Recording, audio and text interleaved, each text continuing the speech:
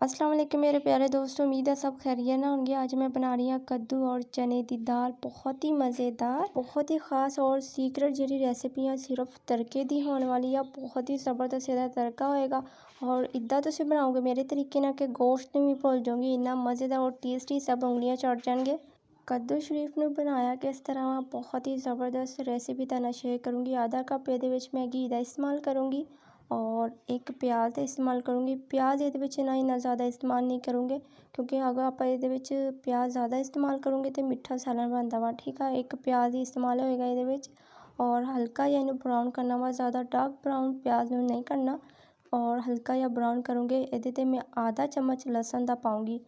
अगर तुम मेरे तरीके ना बनाओगे ना, एक दफ़ा तुम बनाओगे ना, तो तुहाडा दिल करेगा कि बार बार खाइए। इन्ना ज़बरदस्त सालन होएगा कद्दू का, मैं यकीनन गारंटी ना कह सकती हाँ, बहुत ही मज़ेदार बनने वाला वा।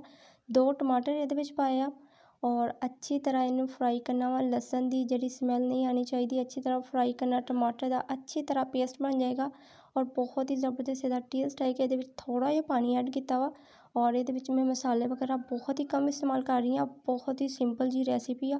आधा चम्मच लाल मिर्च, आधा चम्मच हल्दी, नमक हसबे ज़रूरत। ठीक है ना, अच्छी तरह मिर्च की बनाई करनी है। और दाल ये मैं बॉयल करके रखी हुई आ। आधा कप मैं दाल का लिया वा और कद्दू आधा किलो कद्दू आ, तो आधा कप मैं दाल का इस्तेमाल कर रही हूँ, यानी कि 2 या 3 कद्दू होने, आधा किलो कद्दू सीगे।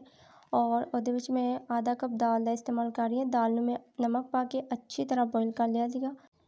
चनिया की दाल की अच्छी तरह बनाई करनी है, बहुत ही ज़बरदस्त खुशबू आ रही है और बहुत ही अच्छा इसका टेस्ट आएगा। और ये मैं पाऊँगी कद्दू बारीक कटे हुए आ। अच्छा, आप एक गल का ख्याल नहीं रखते, कद्दू जो पा देंगे ना, वो आप पानी पा के रख देंगे कि अच्छी तरह कद्दू गल जाए।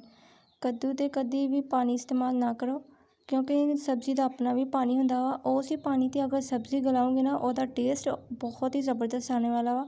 ज़रा भी ये मैं पानी नहीं पा के रखा, सिर्फ मैं 5 मिनट ही कवर किया, बिल्कुल हल्की अग ते किया सीगा कवर।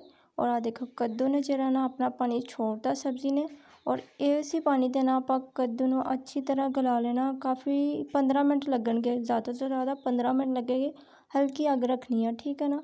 और बहुत ही ज़बरदस्त 15 मिनट लगे सीगे, बहुत ही मज़ेदार खुशबू आ रही है। कद्दू बिल्कुल गल चुके हैं, ज़रा भी ये पानी ऐड नहीं किया।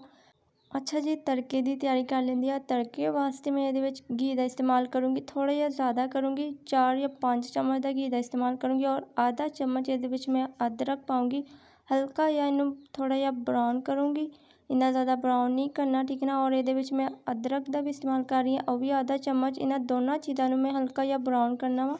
और जो ये चीज़ा और ऐड होंगी, वो जीरा, जीरे ना बहुत ही ज़बरदस्त, जीरे ना तो तड़का होंदा ही नहीं ना जीरे तो बगैर। और कड़ी पत्ता, कड़ी पत्ते ना इन्नी ज़बरदस्त खुशबू आती है ना, इसका जो टेस्ट होंदा कड़ी पत्ते ना बहुत ही मज़ेदार आ जाता वा।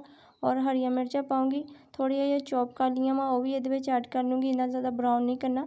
और बहुत ही अच्छा यह तड़का तैयार हो चुका है माशाल्लाह। इन्नी ज़बरदस्त इसकी खुशबू आ रही है ना, मैं तुहानू दस नहीं सकती। बहुत ही मज़ेदार इसका टेस्ट आ, इसका जायका वा कद्दू का, बहुत ही ज़बरदस्त, बहुत ही मज़ेदार। सब्ज़ी का जरा सालन बनाना बहुत ज़बरदस्त बनया वा। इन्नू खाने तो बाद तुसी गोश्त नू भी भुल जाना, इन्ना ज़बरदस्त आ। और बच्चे वड्डे बहुत ही शौक नाल खाणगे।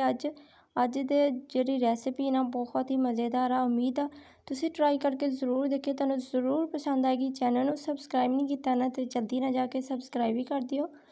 कमेंट करके लाजमी दसियो तुहानू मेरी रेसिपी किद्दां दी लगी, और लाइक करना ना भुल्लियो।